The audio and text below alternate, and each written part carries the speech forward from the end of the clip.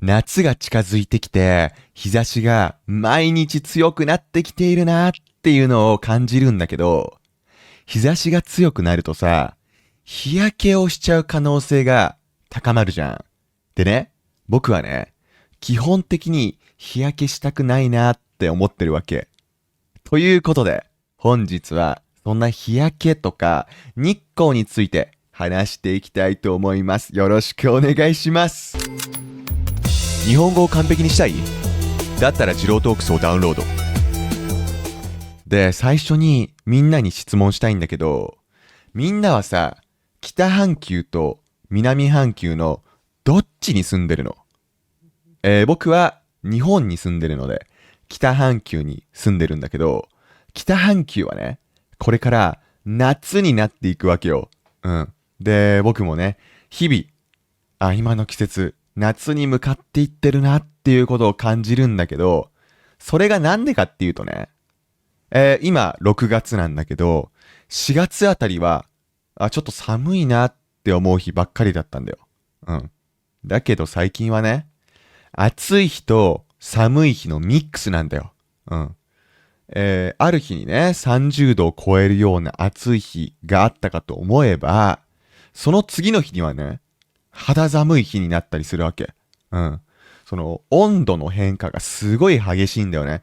日中すごい暑かったなって思っても、夜になると寒くなったりとかするんだよ。うん。でさ、僕みたいなタイプの人間にはね、本当に難しい季節、こういう季節っていうのは。で、なんでかっていうと、僕は服装に無頓着なんだよね。うん。例えばね、前の日に汗をかくようなとてつもない暑さだったとして、その日にね、半袖半ズボンで僕が過ごしているとするでしょ。で、僕は基本的にこれからは日を追うごとに暖かくなっていくって思ってるわけ。だからもちろん次の日もね、半袖半ズボンを着るんだけど、その次の日はね、すごい寒かったりするわけ。うん。半袖半ズボンでね、外を歩いたら、うわ、寒、うわ、ちょっとお腹痛くなってきたなっていう、そういうこともあったんだよ。最近ね。うん。だから、服装を決めるのには、とても難しい季節。うん。僕はね、基本的に、天気予報とかも多分、普通の日本人よりは見ない方だと思うんだよね。うん。だから、いや、これから暖かくなってくると思ってたのに、なんで寒くなってんだよって、いつも思うんだよね。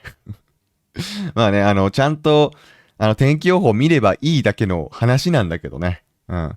僕は本当に感覚に身を任せて、毎日生きてるから、まあこういうことになっちゃうんだけど、まあそうなんだよ。この6月っていうのはね、もう本当に天候が不安定な季節。うん。日によって気温も違うし、天気も違うし、うん。その変化っていうのが毎日激しいんだよね。うん。梅雨の季節になるよね、これから。雨がたくさん降るようになったりするし、で、ついこの間もね、台風が日本に来てました。うん。今年の中で一番雨が降った日とかっていうのも出てきて、台風が日本に来た時はね、まあ、各地本当に大変だったみたいだよね。うん。まあ、台風が一番来る季節っていうのは、まあ、秋だよね。まあ、9月とか10月とか、そこら辺の季節だと思うんだけど、こういう6月もね、まあ、台風が来ることがあります。はい。まあ、異常気象というか、まあ、地球温暖化とかがね、進んでいくと、まあ、台風が来る回数も増えたりするって聞いたことあるね。うん。まあね、6月以外でも、まあ、世界的には本当に異常気象が、まあ、たくさん増えてると思うんだけどね。まあ、つい先日もさ、まあ、ヨーロッパで、まあ、すごい熱波があったって聞いてて、まあ、それで死んじゃった人もいるって聞いたんだけど、まだ6月だからね、まあ、多分、これから、8月とか、9月とか、すごい暖かい季節になっていくと、まあ、各地でね、もう信じられないような暑さになったりするんじゃないかな。だからね、そういう季節になったら、やっぱり水分補給とかね、ちゃんとして、いかないとなって思うんだけど、まあ、僕もね、最近、エアコンを稼働させましたよ。うん。まあ、エアコンの冷房を使ってね、部屋を涼しくするっていうことをたまにやっていて、実は、今もエアコンを使ってまして、僕の場合ね、エアコンをいつつけるかっていうのはね、今の時期だと、ある特定の時間帯だけなんだよね。うん。みんなわかるかな、どういう時間帯に僕がエアコンを使うか、冷房を使うか。ね、実は、ポッドキャストを録音するときだけエアコンを使ってるね。うん。結構僕多分、緊張するんだよね、ポッドキャストを撮るときって。だってずっと一人で話し続けるスタイルでやってるからさ、結構汗をかく。結構エネルギーを消費すると思うんだよ。だから結構ね、体が温かくなってきちゃって、汗をかいたりしちゃうことがあるから、まあ、ポッドキャストをね、収録するときっていうのはね、最近はエアコンをつけてるね。うん。ねで、まあ、エアコンを使わなかったら、冷房を使わなかったらどうなるかっていうと多分、もっと汗だくになっちゃって、多分今ね、動画で僕のポッドキャストを見てくれてる人いると思うんだけど、多分ね、汗が滴り落ちたりしちゃうから、それだとね、まあ、見ている人も不快な気分になるかもしれないから、僕はね、今、冷房をつけております。はい。まあでもね、冷房をつけなくても、まあ十分生活できる日もあるよ。今はね、日によっては本当に涼しいからね。うん。で、この数ヶ月前と比べて暑い日が続いているこの6月なんだけどさ、この暑さってどこから来るんだろうか。まあ小学生でも知ってるよね、これって。いや、もしかしたら幼稚園生でもなぜ暑いのかっていうことは知ってるよね。多分ね。太陽があるからだね。みんな知ってた？太陽があるから、暑くなるんだよ。うん。で、太陽が、あまり見えなくなると、まあ、涼しくなったり、寒くなったりするんだよ。みんな知ってた？はい。太陽のせいですね。こんなに暑いのは。で、東京の冬はね、比較的晴れの日が多いんだよ。うん。もう本当に澄んだ青空っていうのをね、毎日見ることができるんだよね。東京の冬っていうのは。だからね、まあ天候で言ったら東京の冬は最高。うん。で、未だにね、僕は冬の晴れの日がどういう光景だったかっていうのを覚えてるんだけど、なんかね、今の時期の晴れとその光景が違う気がするんだよね。うん。で、6月の晴れの日っていうのはね、冬の晴れの日と比べて、やっぱり圧倒的に明るい。そして眩しい。うん。まあ、わかるよね。なんでかってみんな。6月はね、1年の中で最も太陽が高い位置に来るから明るいんだね。うん。6月20日あたりはね、夏至といって、1年で一番、太陽が高い位置に来る日だよね。1年で一番日照時間が長い日だよね。うん。まあ、だから6月は明るいんだね。今年って夏至何日なんだろうね。まあだいたい6月20日近辺が夏至だと思うんだけど、まあ6月21日になったり、6月22日になったり、まあそれは年によって、違うんだよね。うん。で、そんな季節、6月みたいに太陽が高い位置に来て、強い日光が、降り注ぐ季節に気をつけなければいけないのは何かっていうと、日焼けだよね。うん。みんなはさ、日焼けしたい？それとも、したくない？実は僕は日焼けしたくないタイプなんだよね。うん。でさ、日焼けをしたいか、それとも日焼けをしたくないかって人それぞれ違うよね。うん。まあ結構たくさんの人がね、僕のポッドキャストを聞いたり見たりしてくれてるんだけど、多分人それぞれ意見は違うと思う。うん。で、どっちが正解なのかもよくわかってない。多分正解はないんだと思う。うん。で、まあ世界各国いろんな国がありますが、どこの国でもね、日焼けしたい人と日焼けしたくない人いると思う。どうなんだろう。まあ、国によってはもしかして、全員が日焼けしたい国とか、日焼けはいいことだと思われている国があったりとか、それの逆で、日焼けはしちゃダメだと考えていて、ほぼ全員が日焼けしたくないって考えてる国もあるのかな。どうなんだろうね。ちなみに、日本はね、まあ日焼けしたい人と日焼けしたくない人、どっちもいる。うん。ちょうど半分くらいなのかな、僕の体感だと。うん。まあ、公式なね、調査をしたことがないからわかんないんだけど、日焼けしたい人と日焼けしたくない人、だいたい半分半分くらいじゃないから、まあ多分、そんくらいなんじゃないかなって思うんだけど、日本でもね、まあ夏に公園とか海に行くとね、日焼けをするために地面に寝そべっている人っていうのは結構多いね。うん。で、公園だと特におじさんが多いかな。うん。おじさんが日焼けを楽しんでるよね。うん。で、まあ、自然の日光を、まあ、使う必要もないって考えている人もいるっていうか、まあ、何が言いたいかっていうと、日焼けマシーンを活用する人もいるよね。うん、その人工的な日焼けをつけに行く。まあ、太陽、まあ、そうだよね。例えば、公園に行くってなったら、やっぱり上半身裸にならないといけないし、まあ、上半身だけじゃないか。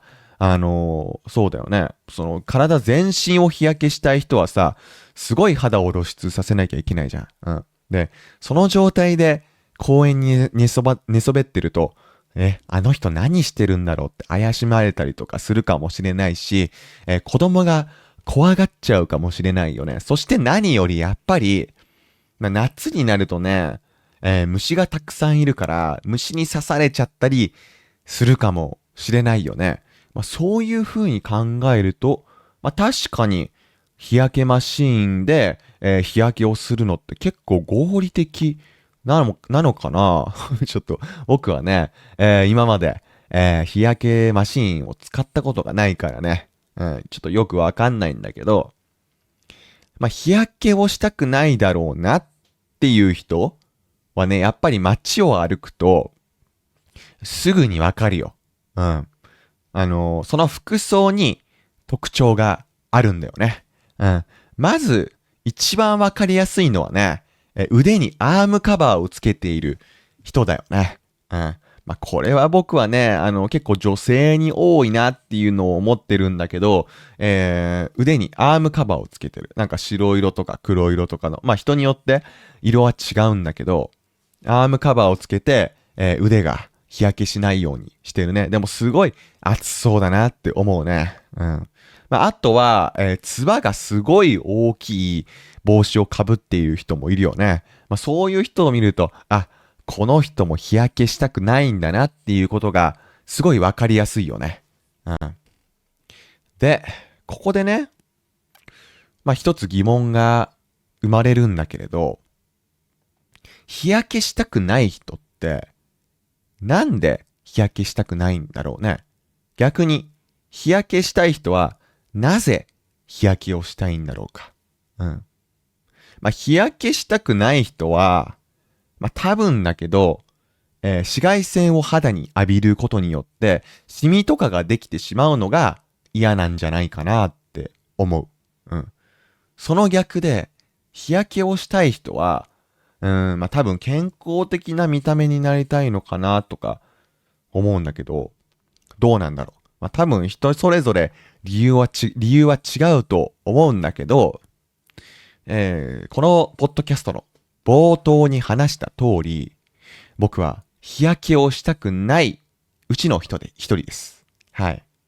で、みんなにね、なんで日焼けをしたくないのかっていうことを話そうと思うんだけど、まず、僕はね、一度日焼けをしちゃうと、なかなか元の肌の色に戻らないんだよ。うん。そして、これがね、すごいメインの理由なんだけど、日焼けをしている状態だとね、脱毛用のレーザーを肌に当てることができなくなっちゃうんだよ。うん。僕はね、毎日髭を剃るのがめんどくさいだろうなーって思って、髭脱毛をしてるんですよ。うん。で、髭脱毛をしている人ね、日本には結構多いんじゃないかなと思う。うん。で、僕もね、結構長い間やってるよ。うん、結構何回も、そういうクリニックに行って、脱毛用のレーザーを照射してもらってるんだけど、なかなか終わらないね。うん、本当になかなか終わらない。うん。まあ、元々の髭がすごい濃かったのかな。うん、まだ全然髭は生えてくるね。うん。で、まあ国によってはね、まあ髭があった方がいいって、思っている人も多いだろうし、まあ日本でももちろんね、髭があった方がいいって考えている人多いです。はい。まあ多いのかなわかんないけど、まあ僕の周りだとね、脱毛している人が多いんだよね。うん。まあ一種のトレンドなのかもしれないけどね。多分だけど、まあ男性の髭脱毛って、流行ってきたのはここ最近だと思うんだよね。うん。まあ、だから流行り廃りってあるからさ、まあもしかしたらこれから、髭脱毛が流行らなくなっていって、髭がある方がかっこいい、どんどん髭を生やしましょうっていう、そういうトレンドになる可能性は、もう結構高い確率であるよね。うん。流行り廃りってさ、サイクルだから、髭がない方がいいっていう、そういうトレンドになってから、髭がある方がいいっていうトレンドにすぐ移り変わるからね。もうそうなったら僕は、植毛をしようかなって考えてるんだけど、うん、ちょっとね、その流行には乗っていきたいなって思ってるのでね。うん。でね、まあ、なんでこの、まあ、脱毛の話をしたかっていうとさ、日焼けした状態の肌にね、脱毛レーザーを当ててしまうと、やけどしちゃう可能性があるらしいんだよね。うん。怖いよね、やけど。まあ、僕はね、人生でやけどしたことあるかなって思うと、まあ、記憶にないから、だけどね、熱い食べ物を食べると、なんかね、下が数日間ヒリヒリしたりするんだけど、あれってやけどあれは火傷の一種なのかな。ちょっとよくわかんないけど。うん。だからな、何が言いたいかっていうと、日焼けしちゃうと脱毛ができなくなる。うん。脱毛のクリニックに行くとね、まず何を確認されるかっていうと、日焼けをしてないかどうかっていうことなんだよ。うん。まあ、クリニック側もね、ちゃんと確認しないといけないよね。もしも、日焼けし、そのお客さんの肌が日焼けしていて、そこにレーザーを照射してしまって、それで火傷させてしまったらね、それは大変なことだからね。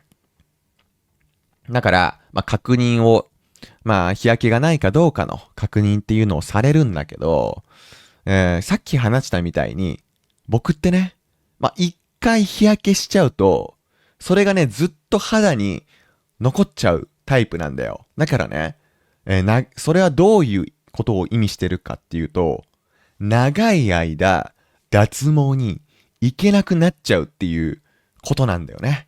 うん。そうなるとな、髭の脱毛が完了するまで、時間がかかるし、うん。だから、もう日焼けはしないでおこうって思う、理由の一つなんだけど、脱毛以外にもね、小さめの理由っていうのはあるよね。日焼けするとさ、その日焼けの跡が残っちゃうでしょ、線で。うん。例えばさ、そのタンクトップとかを着ていて、そのタンクトップの線が、肌に残ってしまうっていうのは、まあ別にまだいいと思うんだよ。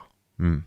だけどさ、その半袖の服を着てた状態だから、その袖の部分の線が日焼けとして残ってしまうのって、ちょっとダサいなって思っちゃうんだけど、どう？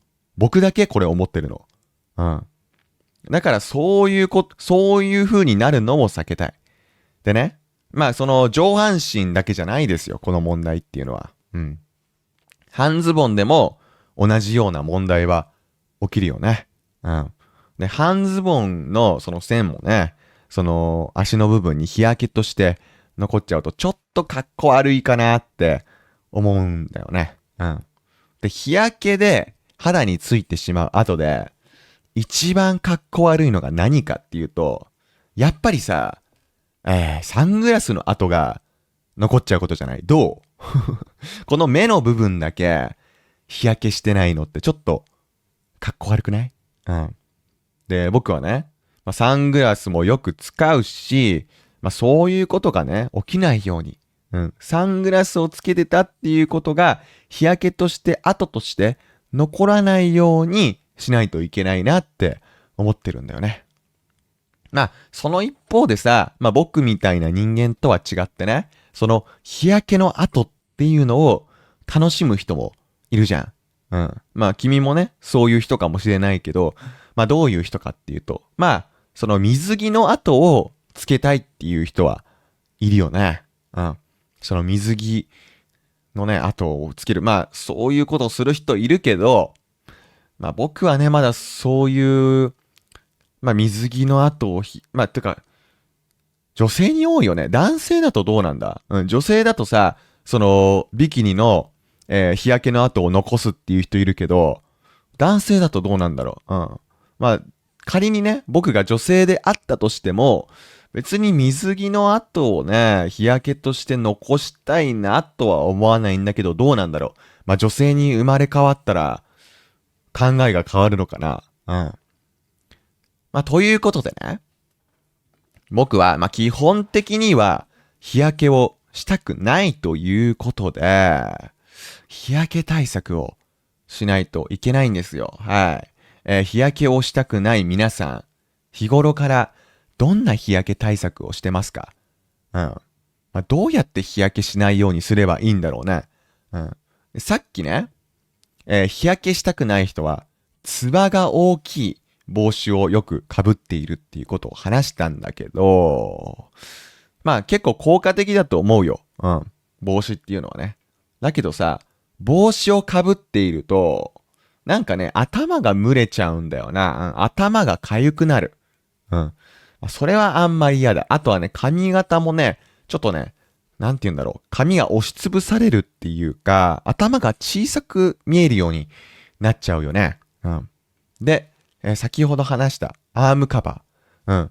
それもね、すごい効果的だと思う。うん。だけど、日本だとね、あまり男性でアームカバーをつけている人がいなくて、いや、ちょっとつけづらいかなって思うんだよね。僕が先駆者になってもいいんだけどね。うん。だけど、ちょっとアームカバーをつける勇気がないのと、あとはちょっと暑そうだよね。うん、アームカバーをつけるとね。うん。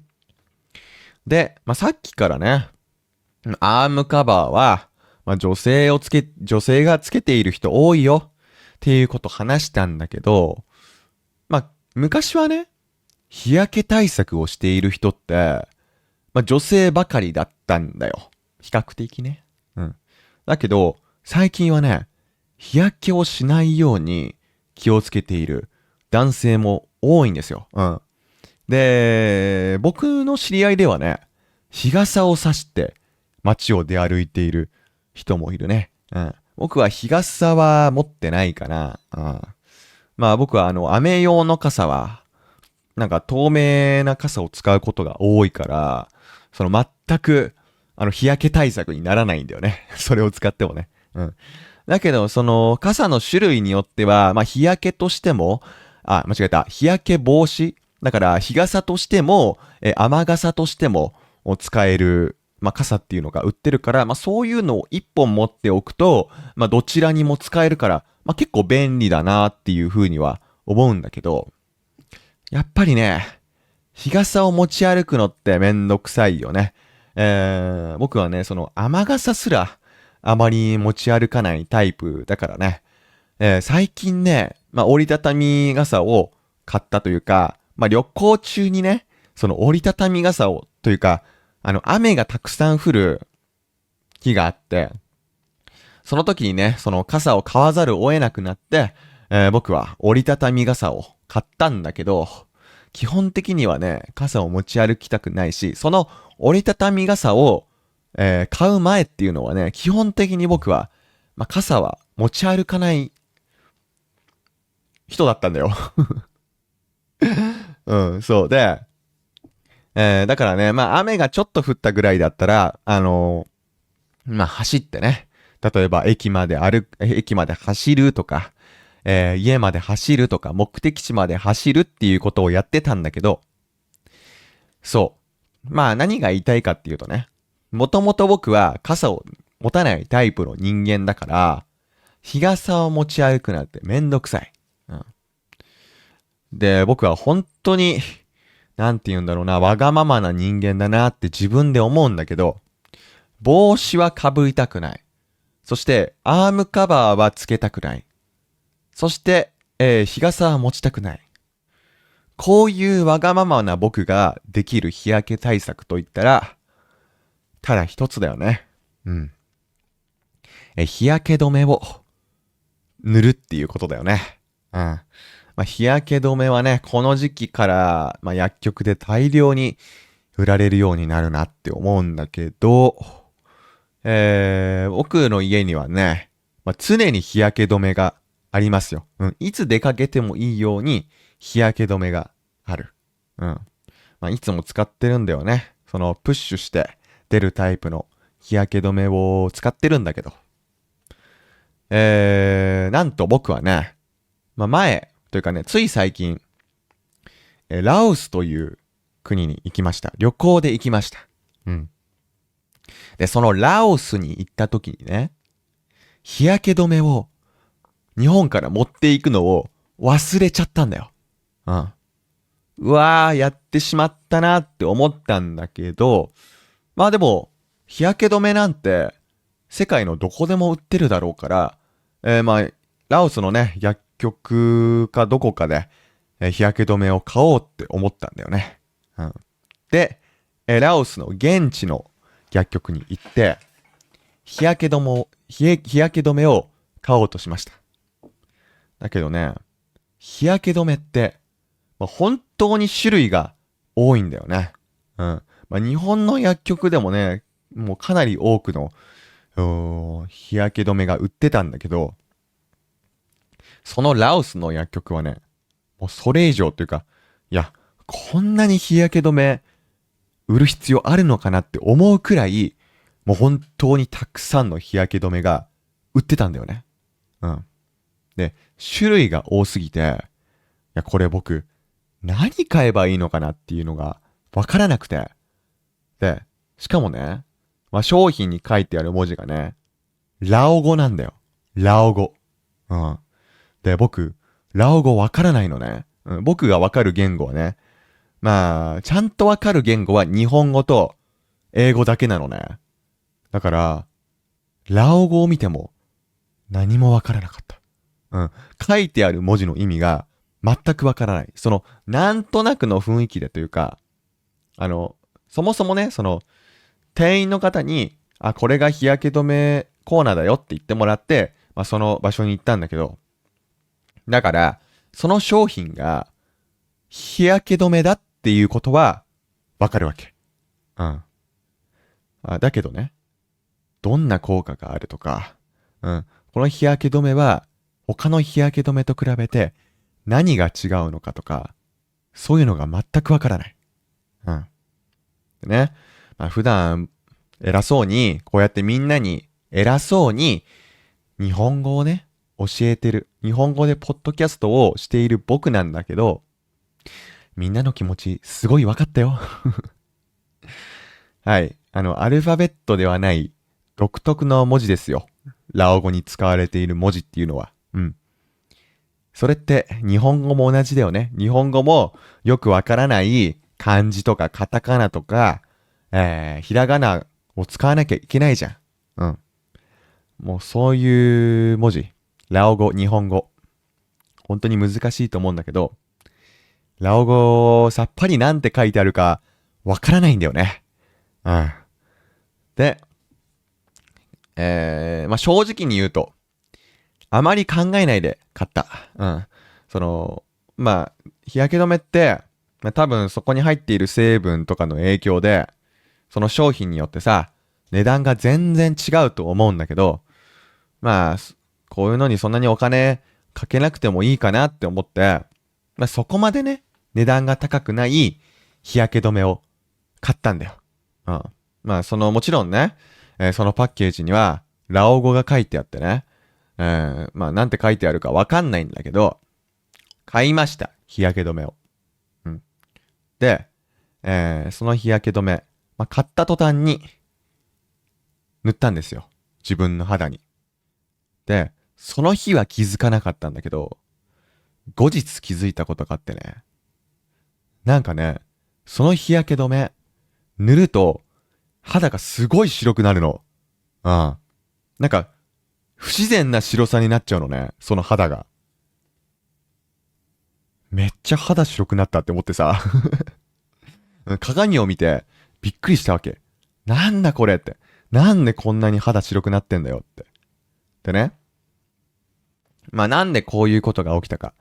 僕は別にね、日焼け止めに肌を白くすることは求めてないんだよ。うん。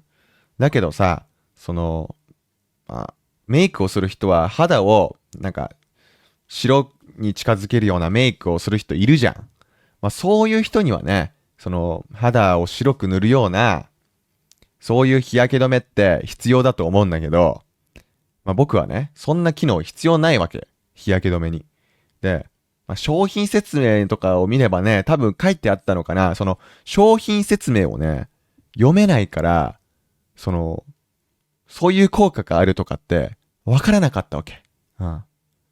だけど、もったいないし、そのまましばらく使いましたよ。うん。そのラオスの旅行の後も、他の場所に旅行しに行く時も使いました。うん。だからね、そのラオスで買った日焼け止めを使った日は、友達に、ちょっと僕の顔不自然に白くないって聞いてたんだよね。うん。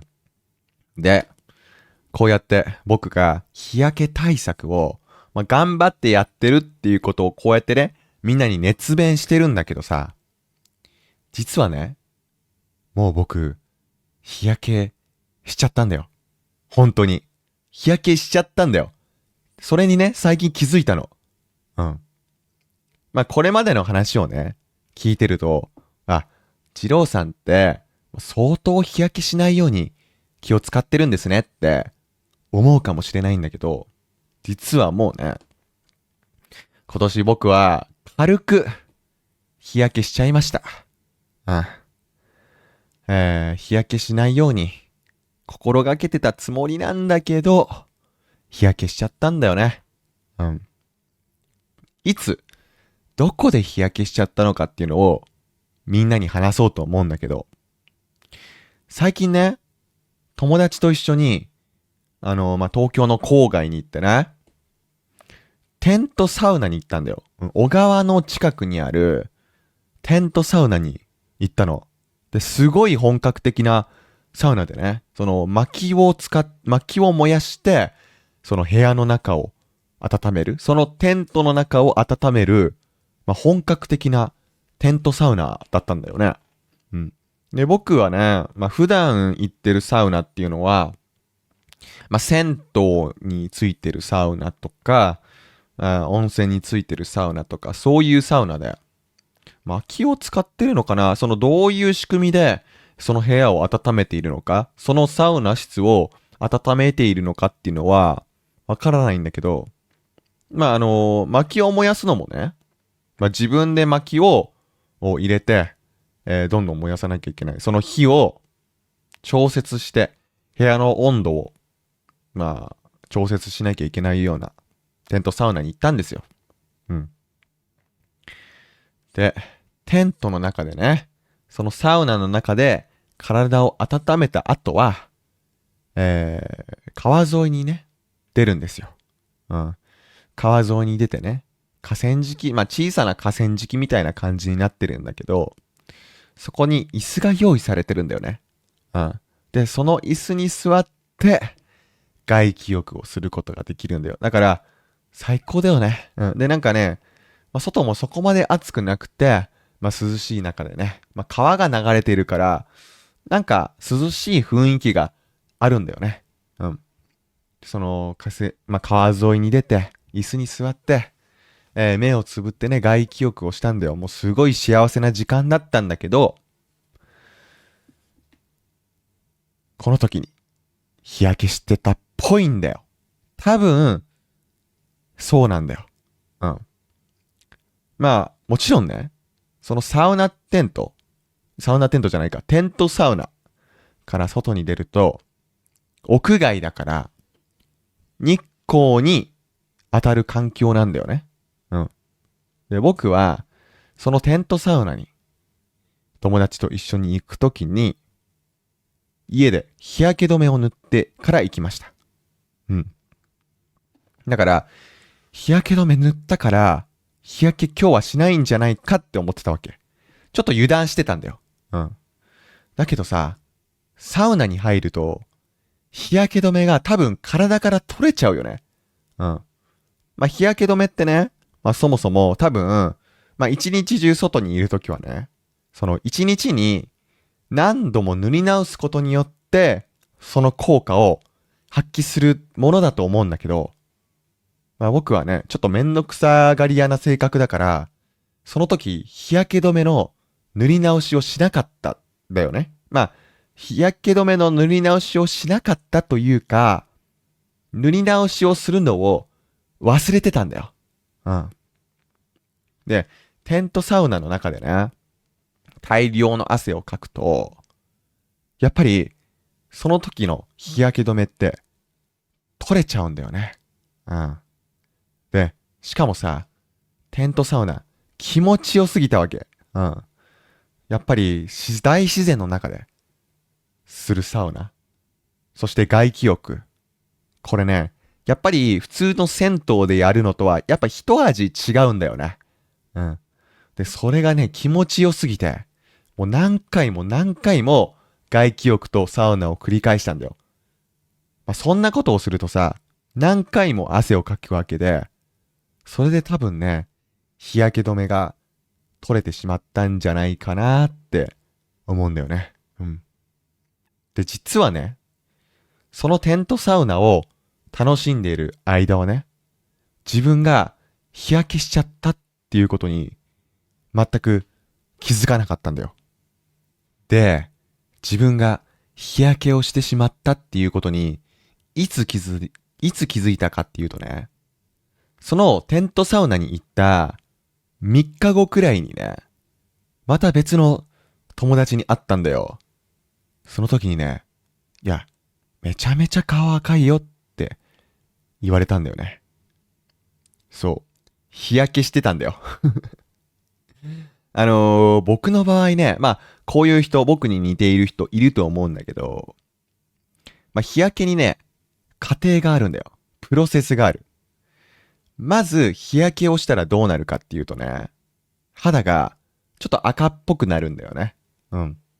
で、その後、時間をかけて、どんどん顔に色が馴染んでいくんだけど、その時にね、顔が赤いね、ちょっと赤っぽいねって言われたのは、日焼けした直後だったからなんじゃないかなって思うんだよね。うん。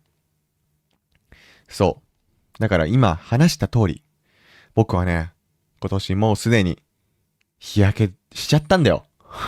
多分日焼けしたんだよ。うん。だけどね、その友達は僕が日焼けしたっていうことに気づいたわけなんだけど、まあそういうことを言ってこない人もいるわけ。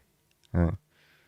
まあだから、まあ気づかない人は気づかないくらいのレベルの日焼けなんじゃないかなって思うんだけど、まあこれ以上ちょっと日焼け今年はしないようになってちょっと気をつけようかなって思ってる。うん。で、僕はこうやってね、まあいろいろな理由があって、まあ日焼けしないようにしようと思ってるんだけど、そもそもだよ。日焼けをしないっていうことは、体にいいことなのかな？その、人間にとって、日焼けしないことって、いいことなのかな？まあ、肌にできるシミを気にしたりとかさ、まあ僕みたいに、その、脱毛レーザーが使えなくなるからっていう、そういう理由で、日焼けをしないようにする。そういう人いるけど、いいことなのかな？まあそもそもね、日焼け止めっていうものは多分だけど、人間が作り出したものでしょう。うん。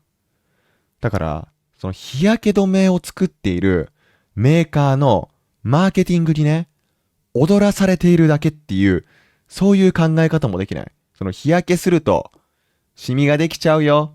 顔がちょっと汚く見えるかもよとか、うん。皮膚がんになる可能性が高まるから、日焼けは絶対しない方がいいっていう、そういうキャッチフレーズを使ったマーケティングに、僕たちは踊らされてるだけなのか？まあそういう考え方もできるじゃん。うん。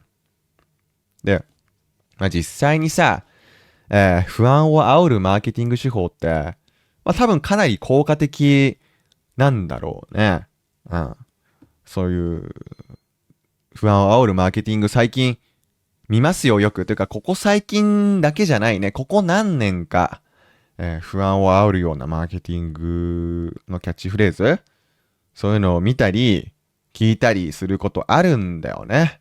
うん。まあ、最近はね、まあ、日本語の SNS の投稿とか、まあ、広告を見てるとね、その AI を学ばないと置いてかれるとか、AI を使ったこのツールを導入しないと競合に負けちゃうとかね。だからそういう不安を煽るような広告、たくさん見る。うん。で、まあ僕もね、まあもっと若かった頃はそういうなんかその恐怖マーケティングみたいなのを見て、ちょっとね、焦ったりしてた時期もあったんだけど、どうなんだろうね。なんか最近ってそういう広告がありすぎて、そういう恐怖を煽るようなマーケティング手法が、まあ、通用してるのか、まあ、そういう類の広告がちゃんと成果を上げてるのかっていうのはわからないんだけど、多分だけどさ、日焼け止めっていう概念、昔はなかったんじゃないかなって思うんだよね。その原始人が日焼け止めをつけていたかっていうと、絶対につけていたとは思わないのね。うん。もともと日焼け止めなんてものはなかったじゃん、多分だけど。まあ、現代になって、いきなり私たち人類は日焼け止めっていうものを使い始めたわけじゃん。これって正しいことなのかな？そうだね。まあでも現代はね、その様々な便利なものとか、まあ人々の利益につながるようなもの開発されてるからね。まあ例えばワクチンとかね。まあああいうのはその感染症流行の抑制につながるからいいことだから、その、まあ原始人が使ってなかったものだけど、まあ人工的なものだけど、まあ使うっていうのはいいことだよね。まあそういう類なのかな、日焼け止めって。うん。で、これにはね、まあいろんな意見あると思う、人によって。うん。まあ正解はね、まあわからないんだけども、まあ日焼け止めを塗ることによって、まああんまり良くないかなっていう、そういう例ってないことはなくてね。うん。みんなはさ、そのビタミン D っていう成分聞いたことある？もうビタミンって本当にいろいろあるよね。で、僕もね、最近になって、そのビタミン D っていうものがあるっていうことを知ったんですけどね。うん。ビタミン D はね、体の免疫を高めるらしいんだよ。いやもう絶対取った方がいいよね。ビタミン D、そういう効果があるんだったら。うん。多分、ビタミン D の取りすぎも多分良くないとは思うんだけど、まあビタミン D は、まあ、体の免疫を高める効果があるらしい。うん。で、そういう、なんて言うんだろう。まあ栄養の配分にとか、その摂取する栄養に、その普段から気を使っている人だったら、あ、ビタミン D ね。わかるよ、どういう効果があるかって思ってると思うんだけど、このビタミン D、どういう効果があるかっていうと、さっき言った通りなんだけど、どうやって生成されるかっていうとね、その日光を浴びることによって生成されるらしいんだよ。で、これ多分だけど、結構有名だよね。うん。もう、たくさんの人知ってる事実だと思うんだけど、僕はね、それをね、最近知ったわけ。うん。で、日焼け止めはね、そのビタミン D の生成を実際に邪魔しちゃうらしい。まあでもそうだよね。日焼け止めっていう日焼け止めはさ、その肌に、その降り注ぐ日光を遮断する役割を持ってるから、その日光を浴びることによってビタミン D が生成されるんだとしたら、その日焼け止めがビタミン D の生成を、まあ邪魔しちゃうっていうのはやっぱり想像通りというか、まあ考えればわかることだよね。うん。で、じゃあ日焼け止めって塗らない方がいいのかなって思うんだけど、なんかビタミン D はサプリでも摂取できるっぽいんだよね。だから、これでちょっと僕の中で理解が深まったというか、やっと理解したんだけどね。その、日本からね、北欧の地域に留学する人って、その、サプリを留学中に服用する人多いのね。うん。で、そのエピソードというか、そういうことを聞いたときに、僕は、いや、何のサプリなんだろうなって思ってたんだけど、最近になって、その謎が解けましたよ。ビタミン D のサプリだったんだね、多分だけど。うん。冬の北欧ってさ、日照時間が極端に短いでしょ。その、緯度が高い地域に行けば行くほど、冬の時期ってさ、その日照時間が短いじゃん。うん。その、本当に上の方に行くとさ、その、一日で一回も日が昇らないっていう、そういうエリアもあるわけじゃん。うん。だから、そういうね、北欧に留学する人は、その日光に当たることができなくなるから、ビタミン D をね、サプリで摂取しようって、そう思ってる人が多いんだと思うんだけど、というか、北欧にもともと住んでいる人たちってサプリ飲んでるのかな。うん。で、北欧の地域でね、その日照時間が少ないっていう話はね、日本だと、その自殺率が高いっていうことにね、その、関連させる人がいるわけ。うん。で、なんで、これね、その、日照時間が短いと、その自殺率が高まるっていうことね、前、ポッドキャストで僕話したんだけど、もうちょっと掘り下げると、これはね、その、こう言われてることが多いよっていうことなんだけど、その日光はね、その幸せホルモンの、セロトニンっていうやつの分泌を促進するらしいんだよ。セロトニン。これも多分、ビタミン D 並みに有名な、ホルモンだと思うんだけどさ、僕も最近勉強したからね。で、そのセロトニンの分泌はね、やっぱり日光が少ないと、その分泌が促進されないわけ。うん。で、そのセロトニンって呼ばれるホルモンは、その精神の安定をもたらすとされてるじゃん。うん。だから、その、うつとかにならないためにも、その朝起きたらまず、日光を浴びたりしながら散歩しましょうねっていう、そういうことをやるとね、いいらしいんだよね。うん。なんか実際に、その、うつの患者さんに、まずそのお医者さんが勧めることって、朝に太陽の日光を浴びて散歩しましょうねとか、そういうことだったりするらしいんだけど、うん。だからね、日光って結構重要っぽい。うん。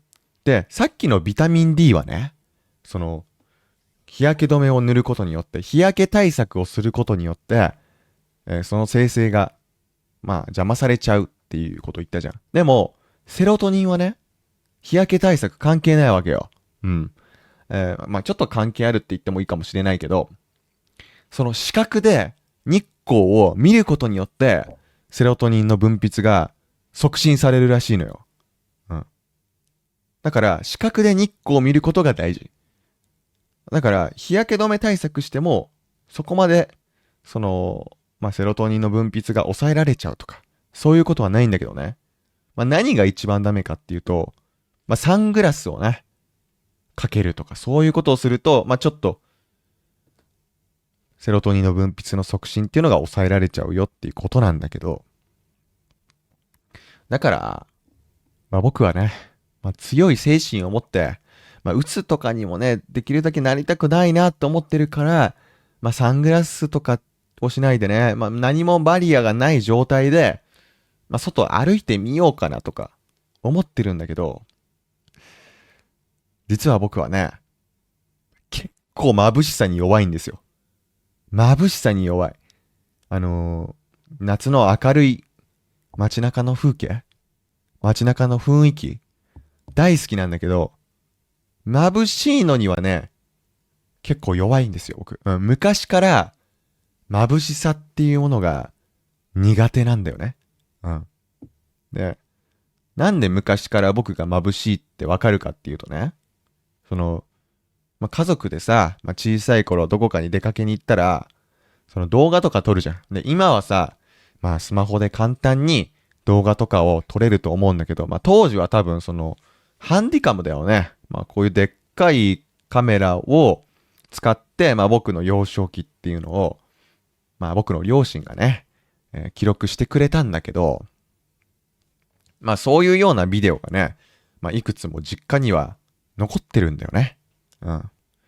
で、まあ僕が小さい頃に、まあ家族で遊園地に遊びに行った時のビデオがね、残ってるんだよ。うん。で、それを見るとね、お母さんがね、まあ僕のことを一生懸命その動画を撮影してるんだけど、僕の様子がどうだったかっていうと、もう終始不機嫌。うん。せっかく楽しい遊園地に来てるのにね、なんかずっと不機嫌な様子なんだよ。で、何言ってるんだろうって聞いてみたらね、ずっと眩しい、眩しいって言ってて、そう、眩しいことに怒ってたんだよね。そう。だからその動画を見ればわかるように、僕は昔からというかその当時、まあ眩しさにすごい弱かった。そして今言えることは今も眩しさに弱い。だから僕は人生を通して眩しさに弱いんですよ。うん。で、サングラスなしでね、晴れた日にその街中を歩いてるとね、そのまぶたをね、全開にすることはね、基本的にできないんだよ、僕は。その、目を細めないと、前を見ることができないんだよ。うん。で、この眩しさに弱い、まあ、僕のこの特徴なんだけど、その、起きている時間帯だけに限ったことではないんだよ。うん。いや、どういうことってみんな思うでしょう。そう。今の季節はね、その、日照時間がすごい長いでしょ。だから、まあ、朝はね、すごい早朝、早い時間帯から外が明るくなるじゃん。でさ、明るいと起きちゃうんだよね。うん。で、僕はね、その睡眠には結構気を使いたいタイプでさ、連続した睡眠をとることが重要だなって思ってるわけ。その睡眠を分割したくないわけ。うん。早朝に一回起きちゃってまた寝るみたいなことはあまりしたくない。もうずっと寝っぱなしでいたいわけね。外の明るさで起きたくないんだよね。うん。で、僕がその状況をね、解決するために何をしたかっていうと、まあ、これはね、前、ポッドキャストで話したことあるんだけど、カーテンをまず変えてみたんだよ。うん。その自分の部屋のカーテンをね、買い替えました。どういうカーテンに買い替えたかっていうとね、まあ、最初に使っていたカーテンはね、もう全然考えずに、何も考えずに、まあ安いカーテンを使っていたんだけど、その外の明るさが原因で起きてしまうようになってからはね、その遮光レベルが一番高いカーテンに買い替えたんだよ。うん。で、やっぱりね、全然違うんだよね。うん。もう全然違う。もう部屋がすごい暗くなったなって思うようになったの。で、実際にね、やっぱり朝早い時間帯に起きちゃうっていうことがね、少なくなったんだよ。うん。すごいな、これやっぱり効果あるじゃんって思ったんだけど、起きてしまう回数が減っただけであって、ゼロにはならなかったんだよ。なんでだろうね。で、なんでかっていうと、やっぱりカーテンってね、そのカーテンの上とか横とか下とかから、やっぱり日光が漏れ出しちゃうんだよね。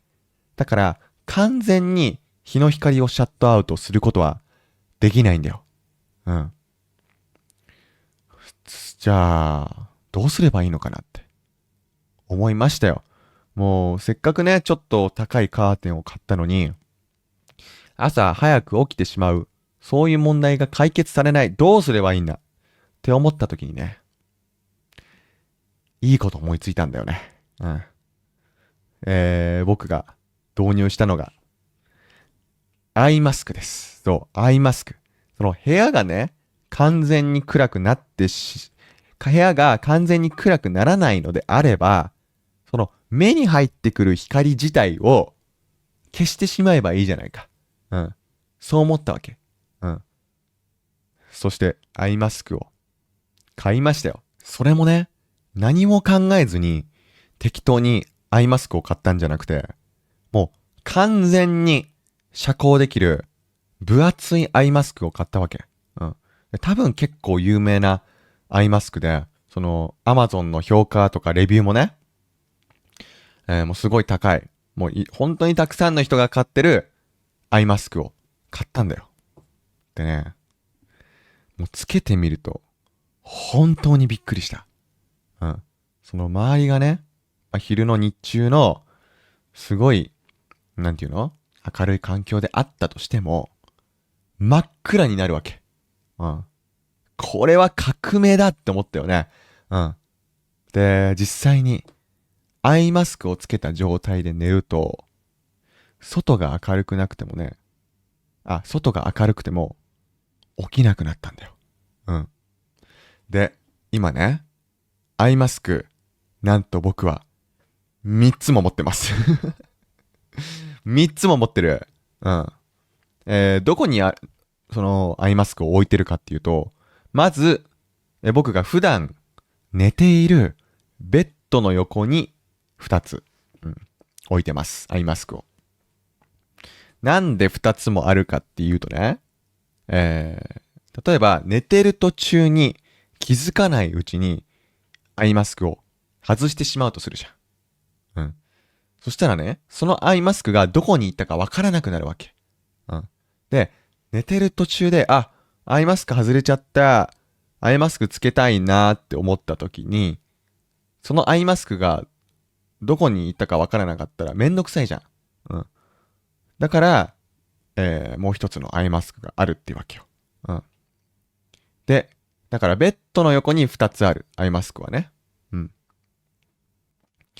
で、三つ目は、どこにあるかっていうとね、リュックの中ですよ。はい。リュックの中。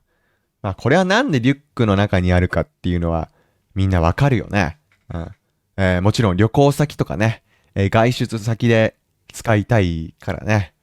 旅行先とかによってはさ、やっぱり部屋がものすごく明るい場所もあるかもしれないじゃん。うん。で、旅行とかに行くとさ、やっぱり途中で疲れちゃったりすることが多いからさ、そういう場合ってホテルで、昼寝したいなって思うことあるでしょ。うん。明るい日中に寝るっていうことがあるかなって思うんだけど、暗い環境をね、作るためにもアイマスクが必要になるわけで、実際にね、旅行中、昼寝するために、何回かね、アイマスクを使いました。うん。で、もちろんね、ベッドで横になって寝るとき以外でも僕はアイマスクを使うんだよ。うん。いつ使うかっていうと、飛行機だよね。飛行機ってさ、海外旅行とかに行くときって、結構長い間飛行機に乗ってなきゃいけないじゃん。日本でもね、例えば札幌から沖縄まで行くってなったらかなり時間かかるでしょ。で、あとはさ、例えば深夜便とか、その深夜の時間帯に出発する飛行機とかだとさ、寝なきゃいけないじゃん。寝ないとダメじゃん。そういう飛行機に乗るときって。うん。で、そういう時に使えるように、アイマスクを常に持ち歩いてるんだよね。うん。だから飛行機に乗ってる時は僕はね、基本的にアイマスクをずっと首にかけてるね。で、つけたい時に、目の位置にそのアイマスクを持ってくるっていう感じだよね。だから、基本的にずっとアイマスクつけてるし、で、寝る時はね、アイマスクを使わない時はないね、飛行機の上だと。うん。で、深夜便とかだとさ、十分にその飛行機の室内が、暗くなったりすることってあるんだけど、そのタイミングによってはさ、その室内が明るくなっちゃう時もあるし、あとは、他の人が使っている、タブレットとか、あとは、携帯とか、あとは、画面だよね、モニターとかが、ちょっと明るいなって思う時もあるから、そういう時にはね、やっぱり自分の目を他の光からシャットアウトしちゃうっていうことは結構大事だなって思ってる。うん。だけど、アイマスクの弱点って何かっていうとね、いくつかあると思うんだけど、まず一つ目は、なくしやすいっていうことだよね。うん。もうアイマスクね、もうすでに僕、一個なくしました。はい。旅行中になくしました。うん。で、旅行中になくしたこともあるし、あとはね、実家に置き忘れたこともあるね。実家で、使った後にそのまま置いてっちゃったこともある。うん。というか、アイマスクに限らずね、そもそも僕は忘れ物とかなくし物をしやすいんだよね。で、特に旅行中に物をなくすことが多いかなって思うんだよね。うん。この前もね、実はイヤホンをなくしてしまいました。はい。もう結構気に入ってたイヤホンだから、ショックなんだけどさ、その時ね、どういう状況でなくしたかっていうと、その、目にアイマスクをつけて、そして耳にイヤホンをしてたの。うん。もうアイマスクで外の光を完全にシャットアウトして、しかもイヤホンで、好きな動画の音声を聞いて、だから外の音を完全にシャットアウトした状態で寝てたわけ。うん。で、昼寝してたらさ、気づかないうちにイヤホンが取れるじゃん、耳から。うん。で、そのまま気づかないで、そのホテルを出ちゃったんだよね。うん。だからイヤホンをね、ホテルに置いてっちゃった。でも、すごい気に入ってたんだけど、結構性能がいいイヤホン。僕にしてはね、性能がいいイヤホンだったから、拾った清掃員の方とかが大事に使ってくれてたらいいなって思うんだけどさ。うん。誰かにね、今頃、大事に使ってもらってるっていうことを祈ります。うん。でも、最近のイヤホンって、その位置情報とかを追跡できるっぽいじゃん。だけど僕が使っている、イヤホンっていうのはね、あの、そういう位置情報追跡機能みたいなのが、ついてないタイプのイヤホンだったんだよね。うん。だからね、どこに行ったかっていうのはわからないんだけど、でもそういうさ、位置情報追跡機能みたいなのがついてるイヤホンって、結構高いじゃん。その高いっていうのは高価じゃん。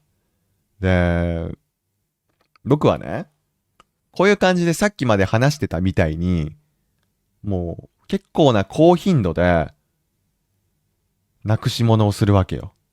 うん。で、こうやって自分がなくし物をする、よくするタイプの人間だっていう認識があるとね、その高価なものを買いたいって思えないんだよね。うん。買いたいって思えないっていうか、怖くて、すぐにそのものをなくしてしまいそうで、高価なものを買う勇気が湧いてこない。うん。僕の友達にはね、その、2万円とか、3万円とか、すごい高いイヤホンを買う人いますよ。うん、もっと高いイヤホンもあるのかな。うん、ちょっと僕の専門外なんだけど、そういう高価なイヤホンね、僕は怖くて買えないね。うん。そのせっかく高いイヤホンを買ったとしても、すぐに絶対なくしてしまうって思うんだよね。うん。そう。だから、アイマスクの弱点。何かっていうとね、なくしやすいっていうことだよ。うん。もう常に、自分の頭とね、その接着されてるならいいよ。そのアイマスクが。でも、そんなことしてたらさ、普段生活困っちゃうじゃん。常に頭にアイマスクがつけてる状態で、街の中を出歩くのもちょっとおかしいし、うん。だから、アイマスクはなくします。すぐなくしちゃいます。それがアイマスクの、悪いとこ1個目。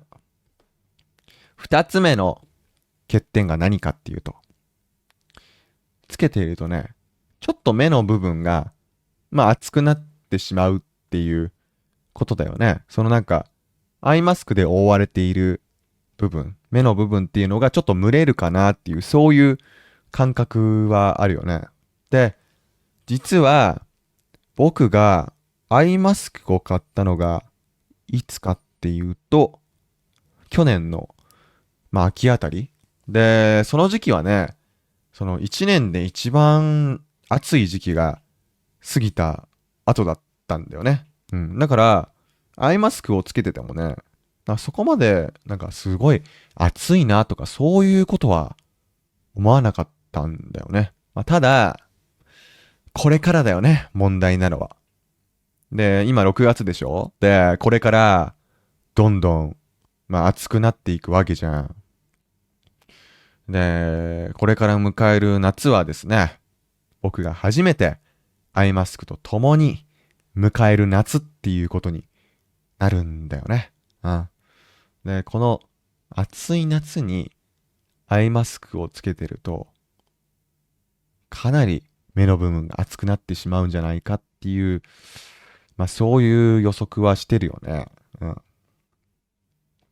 で、もしもね、そのアイマスクをつけてると、暑すぎて途中で起きちゃうとか、暑すぎて快眠できないとか、そういう問題が起きるとするならば、代替案を考えなきゃいけないよね。新たなアイデアを思いつかなきゃいけなくなる。これまでさ、僕はこうやって、睡眠をね、良質な睡眠をとるために、さっきも話したみたいに、遮光レベルがすごい高いレベルのカーテンを購入したりだとか、アイマスクをつけたりとかしてきたんだけど、アイマスクをつけてると、暑くて眠れないとか、そういう問題が起こるとしたら、また第3弾の対策を打たなきゃいけなくなるわけ。何がある何があるもうここまでさ、自分の部屋を暗くしようとしてきて、さらに他のことも考えなきゃいけないとなると、ついに、そうだな、そのカーテンの周りというかカーテンの上とか下とか右とか左から漏れる光を抑えるようなそういう仕組みを考えなきゃいけないのかな。だから映画館みたいな仕組みを作んなきゃいけないんだよね。そう映画館みたいにその外の光を全く通さない、そういう部屋を作らなきゃいけなくなるよね。うん。まあちょっと、まあでも今のうちはアイマスクが十分その、まあ、効果を発揮してくれてるので、まあ引き続きアイマスクを使っていきたいなって思うんだけどさ、実を言うと、このアイマスクとは関係なくね、最近ちょっと眠りづらくなってきてる。なんでかっていうと、気温が上がってきてるからなんだよね。うん。